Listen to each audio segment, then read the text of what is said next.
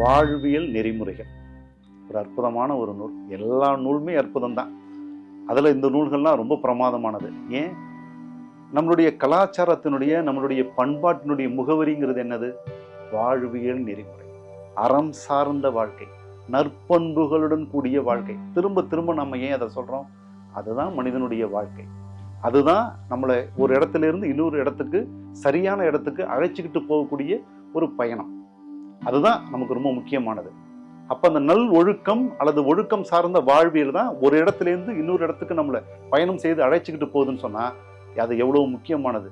அதை நாம மனசாட்சியோட திங்க் பண்ணி பாருங்க. நம்ம அதை சரியா பயன்படுத்திக்கிட்டு இருக்கோமா? அப்ப பயணம் சரியா இல்லைன்னு பயணத்தை குறை சொல்றோம். போய் சேர்ந்ததுக்கு அப்புறம் அங்க சரியா இல்லைன்னு சொல்றோம். அப்ப அந்த பயணம் சரியாக இருக்கணும்னு சொன்னா நற்பண்புகள் தானே ரொம்ப முக்கியம். அப்ப நற்பண்புகளை நம்மளுடைய முன்னோர்கள் என்ன சொல்லியிருக்காங்க, அறம் சார்ந்த வாழ்வியலை பத்தி நம்முடைய முன்னோர்கள் எப்படி நம்மளை வாழ சொல்லியிருக்காங்க அப்படிங்கக்கூடிய அற்புதமான எல்லா கருத்துக்களும் தொகுக்கப்பட்ட ஒரு நூல் வாழ்வியல் நெறிமுறைகள். இந்த நூலுக்குள்ளார அது இருக்குது.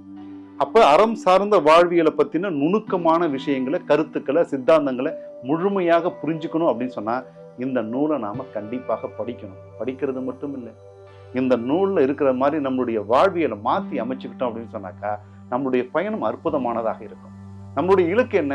ஏதோ ஒரு இலக்குன்னு வச்சுக்கிங்களேன். 3 விதமான இலக்குகள் நான் அடிக்கடி சொல்லுவேன். ஒன்று குடும்ப இலக்கு, இன்னொன்று தொழில் இலக்கு, இன்னொன்று ஆன்மீக இலக்கு. நீங்க இந்த ஆன்மீக இலக்கை விட்டுருங்க. குடும்ப இலக்குன்னு ஒன்று இருக்குல்ல, அதை முழுமையாக பூர்த்தி செய்யணும்.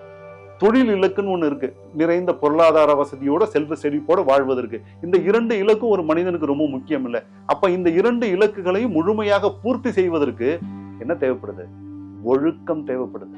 அந்த ஒழுக்கத்தை சொல்லிக் கொடுக்கக்கூடிய ஒரு அற்புதமான நூல் வாழ்வியல் நெறிமுறைகள். அவசியம் நீங்க படிக்கணும்.